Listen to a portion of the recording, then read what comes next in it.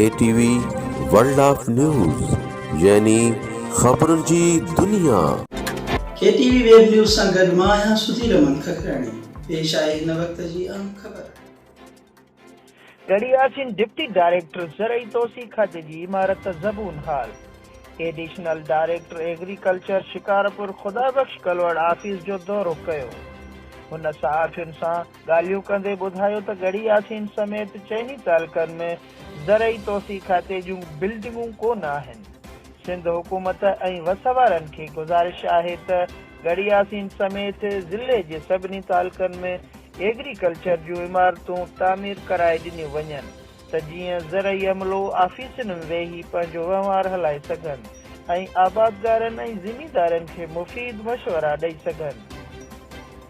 Farmer registration जो कमु ऐं हुन जे मॉनिटरिंग जे लाइ असांजी मीटिंगूं थींदियूं रहंदियूं आहिनि ऐं क्रॉप जे बारे में बि क्रॉप सिचुएशन किथे आहे, कहिड़ा क्रॉप किथे पहुतल आहिनि, कीअं बीमारियूं आहिनि। छाकाणि जो इंसाननि जी क्लिनिक बि आहे, जानवरनि जी बि आहे, त हीअ बि असांजी बि क्रॉप क्लिनिक आहे जेकी आबादगारनि जे भलाई लाइ ऐं ज़मींदारनि जे भलाई लाइ खोली वई आहे। पर असांखे ॾुख ऐं तकलीफ़ इहा आहे त असांखे न बिल्डिंग आहे चइनी तालुकनि में, तालुका गड़ी यासीन, तालुका शिकारपुर, तालुका लखी ग़ुलाम शाह, तालुका खानपुर ऐं इवन मुंहिंजी पंहिंजी हेड ऑफिस में बि 2 कमरा बचा आहिनि जेके तमामु तर जीअं ज़बून हाली आहे, वेहण जे लाइक़ु बि न आहे असांखे। ऐं फर्नीचर जी तमामु वॾी शदीद खोट आहे जेको असां फर्नीचर बि नथा प्रोवाइड करे सघूं। त हुकूमत सिंध खां ऐं आला अफ़सरनि खां असां इहो ई मुतालबो कंदासीं त असांखे पंहिंजूं जेके मथे जी ऑफिस आहे, तालुका चेयर तालुका आहिनि, हेड ऑफिस आहे, उते असांखे बिल्डिंगियूं ॾिनियूं वञनि त जीअं असां प्रॉपर किथे वेही सघूं।